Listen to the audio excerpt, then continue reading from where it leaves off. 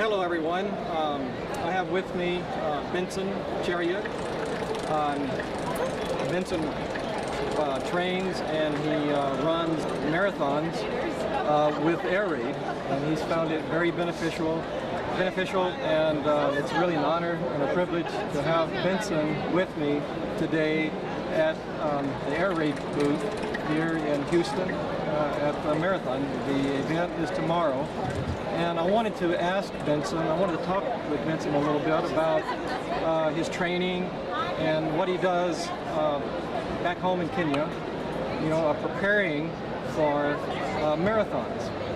So Benson, my understanding is that that you have a running club. Can you tell me a little bit about that? So is that how you train in groups? Tell me a little bit. Yeah, thank you very much, Mr. Tom. About training of marathon, I have a group of 20 people. That is my running mates. We train together. We work together as a team in a group work. Also, when we are training, we focus on so many things about the race. Yeah. So you do have a running group. So even though running is a solo thing, you train in a group. From my running experiences, it was always more powerful to run and train with a group because everybody kind of helps each other with it. So that's what you have going back home. Yeah. There's 20 of you. So do you train every day? Yeah, I train every day with my group.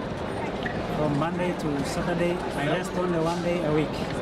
Okay. Yeah. That's 1 day a week. So do you then live together as a group? Yeah, we live together in a group. We share houses, small cubes. We contribute food and other things to use in the house. So you don't live at home. You get together and rent rooms together and spend the whole training week together. Yeah, we rent a room together. Yeah. Everybody contributes money for the room renting, depending on the amount of the room. Right. Yeah. So the food. So it sounds like someone goes home and a family, somebody's family is prepared meals or food for the group. Yeah, we have a schedule that everyone should go home every month to bring food. Oh, okay. Yeah. So it's really a family. Yeah, it's a family. Even though you're living together and away from your family, your family is still there and important. Yeah, we are living together. You're living together, but the families of all 20 members are there to support, by providing food. It's when it's your turn. Yeah, each family has a responsibility of assisting athlete. Wow. Yeah, that's really amazing. Yeah. How often do you go home? I often go home once a month when I'm going to bring food from home. Okay, so you time it when it's your turn to bring the food for the month. Yeah, when it's my time to bring food, I go home. And it's how far away is home from the training? 400 miles away from where I train. Wow, so that's a big trip. So you go home and bring all this food back? Yeah, it can sustain for 1 month. Then another person. Enough food for a month, and then it's somebody else's turn to go home. Yeah. And then bring back the food for the next month. Yes. So, so how about running shoes? I mean, how do you get your running shoes and equipment or whatever to train with? Okay. Normally we have a problem for lack of training facilities. I mean training shoes, also training clothes. Sometimes it is very hard to get money to buy shoes. Oh. Yeah. So shoes are very important. Yeah, very important. So where do you have a field you train in? Where do you actually do the training? Every day. We do training on the roads every day. On a road. In some large forest. Yeah. So is it paved or are the rates? It's a Maram road. It's a white road? A Maram road. Oh. Yeah. Wow, so your shoes are very important. Yeah, their shoes are very important. Very important. Yeah. So you're always in need of running shoes and I'm sure running clothes. Running clothes. So who does the laundry? We do ourselves. Okay.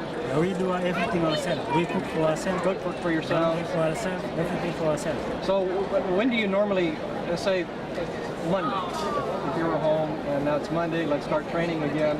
What time would training usually begin? We wake up very early in the morning, 5:45. 5:45. Yeah. And then I guess have breakfast and. After training, we got some, no breakfast. We no go for breakfast. training fast. Okay, get up, Yeah. start training. Training fast. After that, we go for breakfast. Oh, okay. Yeah. What time is usually breakfast? Breakfast between 8 and 9. Between 8 and 9. Yeah. Okay, you've already put a good workout in, come back for breakfast and Yeah, and we have some rest. some rest. Yeah. Okay. After 2 hours, we go for another training, depending on our program. Yeah. So do you like increase the amount of training as the week goes on, or does it alternate a big workout day, small workout day, big? Yeah, we normally increase our workouts. Let's say today we start going for 20 miles every weekend, this weekend. Then the next weekend will be 25 miles. Oh. Following weekend, 30 to 35 miles. Yeah. Oh, and then next month start over again? Then we start coming down. Start coming down after that. What time does your training usually end at the day? Today, I know it depends on. it ends at evening hours. Oh. Around evening. Okay, and then you have your evening meal and Yes. then ready, and then to rest and sleep, Yeah. and then do it all over again. So how does the weather? Is there much temperature variations? It's very, it varies. It's very cold, some cold in the morning. Afternoon hours are very hot, then evening hours a bit gloomy and some cold. Yeah. Okay, well, I wanted you to talk about your running club, Kenyan Running Club, so that to let people know how it is that a marathon, elite marathon runner trains. And that's pretty typical then of how people from Kenya train, or is that more unique to you, your group? We train, everybody in Kenya, we train. Yeah, Yeah. right, in groups. In groups, mostly in groups. Mostly in groups. Yeah, it's a very powerful way to support each other. Because sometimes when you're running, you're hurting. Yeah. Because that's what we want to be, to be able to contribute to what you guys are up to. I mean, it's really incredible the amount of training and hours and dedication that you have to put in order to compete on this level. I mean, it's just an inspiration.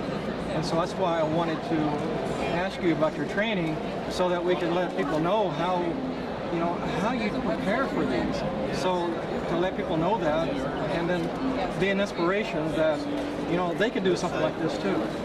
Get out there and do it, support, get a group together, get a running club here and support each other. And call me, I'll get you some Airaide.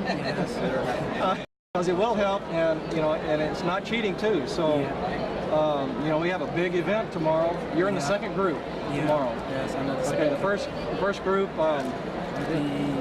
There's one guy. One guy finishing And three pacers. 3 pacers. Okay, that's the first group, and then you're in the second group, and there's 3 runners 1 pacer. and 1 pacer. It's you, David Cheruiyot, and what? Ethiopian guy. Okay, yeah. It's called Adilo. Okay, and you're built to, okay, all right. My bib number is number 6. Number 6. Okay, we're going to be looking for that, and also with the Airaide. Yeah, also I have my name badge. Airaide patch. Yeah. I'm going to be wearing that, and I'm going to be in the finish line to greet you when you come in after 26.2 miles. That's where your training's really going to pay off, your dedication. Yes. And you really have a lot of people here, cheering you on and wishing you all the best. And I really appreciate Benson for taking the time and being here with me. And it's been a real honor and a pleasure being with you. So thank you, Benson. I appreciate it.